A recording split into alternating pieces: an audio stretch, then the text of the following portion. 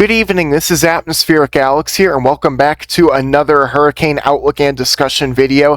This is going to be a very urgent update on Tropical Storm Melissa, which is anticipated to become a Category 4 to a Category 5 hurricane, bringing catastrophic to cataclysmic impacts to the island of Jamaica in just a few days from now. So please listen to me very carefully throughout the video. We have a lot to go over, so hopefully I don't lose any of you all, and hopefully my computer does not explode because there is a lot loaded up right now. Also, all the sidebars have been turned red because we are currently dealing with a very high level of concern. I call this a level 5 out of 5, so definitely talking about some issues. We're going to take a look at our Sally imagery here for Melissa, and throughout the day, you can see it's gone through multiple structural changes. At one point, it looked like it was about to start rapidly intensifying into a very strong system, but failed completely, and I do think we're seeing a ton of dry air and wind shear once again starting to rip this system like this. So it's very important to note this could actually cause a tighter core later on down the road and more explosive intensification than first thought. I did look into that a little bit from some professional meteorologists that were mentioning this, so very dangerous conditions do lie ahead for this storm. As we look at our National Hurricane Center's cone of uncertainty here, you can see where Melissa currently is. It is just off to the west of our current forecast cone, which is a very big issue indeed, and you can see this is anticipated to strengthen to a very high-end Category 4, borderline Category 5, winds of 155 gusting to 190 miles an hour as we head into the 27th of October, and then making a direct landfall. You know, this, according to the National Hurricane Center, near Maypen, Old Harbor, maybe even near Spanish Town and Manville as well. So very substantial, life-threatening impacts you could see with your winds on there. Now we're going to read out our key messages here because these are extremely vital in understanding what Melissa is going to be doing over the next few days. So for Jamaica, due to Melissa's slow motion, a prolonged multi-day period of damaging winds and heavy rainfall resulting in potentially catastrophic flash flooding and numerous landslides is likely to begin late Saturday or Sunday. There's an increasing risk of life-threatening storm surge when the center of Melissa nears Jamaica early next week. Preparations to protect life and property should be rushed to completion. All right, you need to do that now. If you can't evacuate because it is an island and everything like that, well, you need to hunker down and make sure everything is tied up and you are safe, and especially your friends and family are safe as well. For Haiti, heavy rainfall will result in catastrophic flash flooding and landslides across southwestern Haiti in early next week. Extensive damage to roads and buildings is expected, potentially isolating communities for an extended period of time. Very high-end wording. You do not see this from the National Hurricane Center that often. Immediate preparations to protect life and property should be taken. Strong winds could also potentially last for a day or more over the peninsula of Haiti. For the Dominican Republic, heavy rainfall could produce potentially catastrophic flash flooding and numerous landslides in southern portions of the Dominican Republic. And moving on further, eastern Cuba and the Bahamas. Interest in Cuba and the Bahamas should monitor the progress of Melissa since there's an increasing risk of significant storm surge. They did a little typo, storm surge. I was about to say that twice in a row. Damaging winds and heavy rainfall by the middle of next week. The risk of life-threatening flash flooding and landslides in eastern Cuba are increasing. Oh my gosh, lots of information to go over. Sorry for almost hyping that up there, but sometimes hype is necessary for dangerous, deadly situations like this. And while we're on this page, I just wanted to quickly speak on what Jamaica is going to be going through exactly. So the governor earlier this afternoon actually released a press conference on the matter, and he was saying for some reason that Melissa was going to go south and around Jamaica, and the worst impacts would not impact the island directly. Unfortunately, this is incorrect. Now, I am not hating on the governor at all, and I'll say that he is not a meteorologist nor a weather enthusiast, so he doesn't know all of the background stuff, all of the really important key details that go into weather forecasting. So, again, please, I would trust your local meteorologists and weather enthusiasts more in this scenario, all right? As we take a look at our 4-day rainfall forecast here from our National Hurricane Center and what they're expecting, we are talking about 20 to 30 inches of rain in eastern Jamaica. This is 500 to 750 millimeters for you all who may live on the island. Also, some portions of Haiti could see that much rain as well. So, catastrophic, again, potentially even cataclysmic flooding is going to be expected in those areas. Very dangerous conditions coming your way. Now, as we do take a look at our spaghetti model guidance here, you can see something that is honestly quite alarming to me.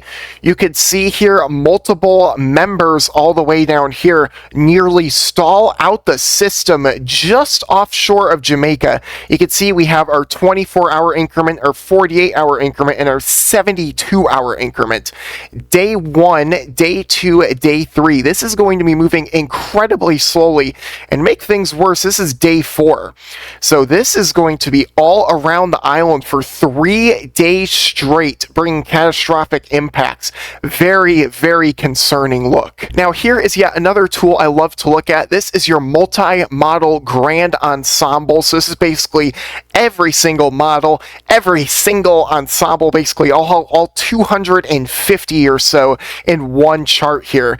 And you can see it is very confident. It shows a 90 to a 95% chance this will go directly over Jamaica. This is a very serious, life-threatening situation that is panning out to be. Our intensity guidance, we're going to go with the very upper echelon categories here. I am anticipating this to become a high-end category 4 to a low-end category 5 hurricane on approach to Jamaica, and a lot of our other hurricane models are showing the similar thing, and the National Hurricane Center, so this holds a ton of weight. Upper ocean heat content, don't have to spend too much time, though values have increased slightly south of Jamaica. We are now approaching 175 to almost 180 units in some areas. Again, this is going to cause the storm to intensify a lot more, even if it stalls out, because there's a lot of warm waters to upwell from beneath the surface. Now, as we do take a look at a more detailed look here at Melissa, you can see here is our current wind shear map, and it's a little bit difficult to see, so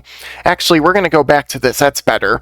You can see we do not have a lot of wind shear over our system right now, but upwards of 15 to 20 knots is still in effect, so it is just barely enough to be impeding on this system, which is causing its lower level center to once again get a bit more displaced from its mid-level center. Not as bad as yesterday though. Now, as we take a look at our European ensemble guidance here, you can see we have very high confidence that this will go directly over or near Jamaica, and holy goodness, we are seeing very violent members down here. As we take a look at our minimum, 909 millibars. A lot of these are actually below 920 millibars.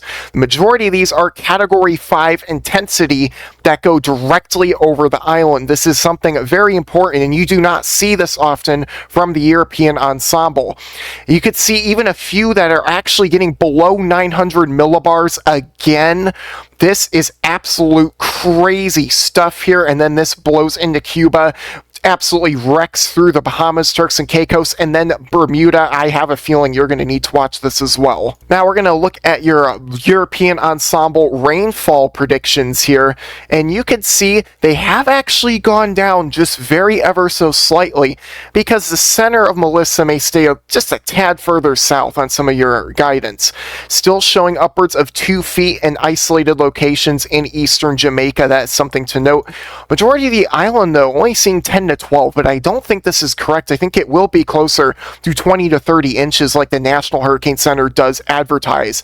And then for portions of Haiti as well, you get the idea. Now, as we take a look at our main European model here, you could see it rapidly intensifying, albeit not nearly as much as before, only shows a category 3 to a 4 making landfall. Hey, let me tell you this.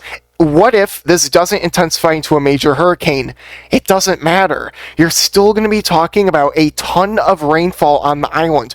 Please do not get fooled by this, all right? Do not get fooled by the intensity of the system. Even if it's a Category 1, still, I mean, we're talking about ridiculous amounts of flooding, all right? This is going to be very serious. You know, when you get that much rain in mountainous areas, you're going to have problems. And then you could see it going over Cuba, over the Turks and Caicos, Bahamas, and then up towards Bermuda at the end. So look at our main European model for our rainfall predictions here. We're going to quickly go through time, and you could see it here over time. We are talking about upwards of 40 inches of rain in some areas. This is absolutely catastrophic totals here. Portions of Cuba over 2 feet as well. Again, this actually slows up a little bit going into Cuba as well. And then Haiti, goodness gracious, this is going to be very serious. How about our maximum accumulated wind gusts here? This is a new tool I like to look at, and you could see it is very, very violent here going over Jamaica. Along your coastal regions here, we're talking about wind gusts upwards of around 130 knots. That's 150 miles an hour. Areas of Cuba here, similar intensity, 140, 150 mile an hour wind gusts. And just look at the entire island of Jamaica here, most of it getting swallowed up in over 100 to 120 mile an hour wind gusts. I don't think I've ever seen data quite like this in a very long time. Again, you all need to prepare now and batten down the hatches. As we look at our main European AI model, we don't have time to look at ensembles, right? You could see it takes a much more southerly track, kind of off like this, which is a bit of an outlier scenario at this point in time. But it does bring it into Jamaica. The AI itself shows a Category 3, and this is a very conservative model, so that should tell you something's up. This blasts through Jamaica into Cuba. It goes, slashes the Turks and Caicos, slashes Bermuda. A lot of areas getting direct impacts from Melissa. Now, as we take a look at our rainfall here, not nearly as significant because, again, most of this stays south of the island and curves up like this, and that's not a forecast. But you could see upwards of around 20 inches of rain for the island. That is, again, very serious. How about our GEFS ensemble here? You could take a look at it. Basically every member going really riding right up against the southern portion of the island. That is the worst case scenario. A lot of these go over your western half. This, again, you don't want to be seeing that because the dirty side of your tropical system is always going to be on the east, all right? Especially when you got a tad bit of wind shear involved. You get a lot more rain, a lot more wind. You get tornadoes as well. And we'll go over your tornado risk later in this video. And again, you see exactly what happens with this. Your main GFS model here shows the following. Yep, it stalls it pretty close to Jamaica there. That is very serious, and then blasts it on off. And this goes a little too far east for my liking. So we look at your rainfall totals from this specific model here. This showed something absolutely outrageous earlier, but has calmed down a bit. Still upwards of 30 to 40 inches in eastern Jamaica, not 60 to 70 like a run was showing earlier. Thank goodness, but again, still, these rainfall totals, I'm telling you what. And then going up into Haiti, into Cuba, just a lot of places being impacted. It's a broken record at this point. Now, as we take a look at your FNV3 Google ensemble here, you can see basically every single member that goes over Jamaica is a Category 4 to a Category 5. Actually, this is weighted towards the central to western portions of Jamaica. That is the worst possible scenario. Then it goes over southern Cuba here, or eastern Cuba, and into the Turks and Caicos. There is a lot of really nasty looking spaghetti on your screen right now that is not edible for sure. This is some very bad impacts that we are taking a look at here from our spaghetti plot from our FNV3. Now, this is the part of the video that I'm sure you've all been waiting for. This is our hurricane model data. This is going to be our HWRF model. You can see it rapidly intensifying in the next 24 hours, which was believable earlier this afternoon, but now I'm not really seeing that. I'm not buying that. You could see it moving into Jamaica and really moving slowly over the island here. And again, eastern Jamaica, you have some very tall mountains in here. You're going to be talking about catastrophic flooding from a scenario like this, and across the rest of the island as well. But as we continue on through, this stalls directly over the island. That is very serious, and then moves on off to the north very slowly, delivering upwards of 24 hours of extremely heavy torrential rain, and then moving into Cuba very slowly, does not get out of the way fast enough, and then you can see it moving into the open Atlantic after that, safely passing to the east of Bermuda, but we'll have to watch that later on. And goodness, my laptop is currently screaming at me. I just had to plug it in. Again, we have a lot of stuff in this video, so I'm not surprised by that, and I hope I'm not causing a panic. Again, this data is coming in pretty quickly, and there is really no good outcome here, but just, yeah, I really do hope that you all make it out of this safely, because honestly, this is some of the worst data I think I have ever seen for this part of the Caribbean.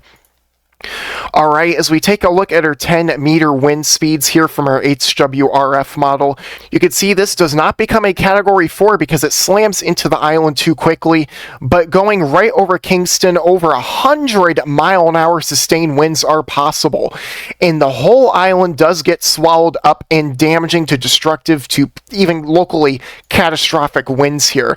Look at that. That is not something you see every single day. That is crazy. Moving on through, this does go into Cuba. Again, still a Category 3 and does not get above a Category 3. H-Wharf may be an outlier here. Your HMA model goes something like this. It slowly approaches Jamaica, makes a landfall Sunday morning, a little bit unbelievable, and moves very slowly over the island for multiple hours, several hours, and even a day. That is very serious there. Moves on through into Cuba. Then it bulldozes through the Turks and Caicos. Very serious. And in terms of your wind speeds on the system, it does strengthen to a Category 4 hurricane as we move on through into early Sunday morning. Again, this is not a forecast. The intensity seems to be a little bit all over the place with some of these models, right? But it does make landfall. It's a high-end Cat 3, low Cat 4, and the wind, oh my gosh, I mean, it slowly, at a crawl, moves over the island. Very, very slowly. That is just not at all what you want to be seeing, especially from hurricane models here. And again, that is just, oh gosh. How about your HAVZ model here? Well, you can see through time this does rapidly to explosively intensify. It actually goes to the south of Jamaica, which is very interesting. And you can see these outer bands. I'm going to have to point this out again. We are going to be talking about a heightened tornado risk with these outer bands as they do move onshore. They're going to have a little bit of wind shear remaining with height, a lot of directional winds with height as well. That is going to trigger multiple water spouts and even tornadoes to move onto Jamaica. That is definitely going to be something we're going to watch out for here. And you could see through time your HAVZ just pumping in those outer bands. I wouldn't even be shocked if we see a strong tornado or two make it onto Jamaica and cause significant damage. Again, that's not a forecast, but you really cannot be so sure with systems as intense as Melissa. But then you could see it making a cataclysmic landfall here going on through into Tuesday morning at around 919 millibars, a Category 5 hurricane, and the rainfall out of this is the worst case scenario being shown from your HAVZ model here. Slowly at a crawl, then moves over Jamaica, and this is just not getting out of the way fast enough, and just significant rainfall and destructive catastrophic winds across the board. Yes, as we take a look at our winds here, you could see this does become a Category 5 hurricane right here, going on through into early Monday morning to the south of the island, but a lot of very strong winds on the island as well. You could see it moving on through, peaking at 170 miles an hour as it makes landfall. We really gotta hope and pray this scenario does not happen. That is for sure. This moves over the island, engulfs it with sustained winds around 50 to 80 miles an hour, gusts much higher. We're going to look at that in a minute. And it moves on to Cuba and does the exact same thing to eastern Cuba. Then the Turks and Caicos, it rapidly intensifies again. There is way too much to talk about in this model, my goodness. Our wind gust forecast here, or on our model, you could see here, already talking about damaging winds in Kingston, destructive winds already moving on shore into some of those parts sticking out going on through into Sunday. This is going into Monday. We are seeing wind gusts almost upwards of 180 miles an hour, and this as it moves on off to the north. Almost 190 mile an hour wind gusts. This is not a forecast. I don't really think we're going to see something quite this serious, but again, this is in the realm of possibility, unfortunately. This moves directly over the island, providing whole entire western half with winds gusting between 100 to 140 miles an hour, and just absolutely, oh my word, and then goes over Cuba, same kind of impacts, upwards of 140 to 150 miles an hour in the Turks and Caicos.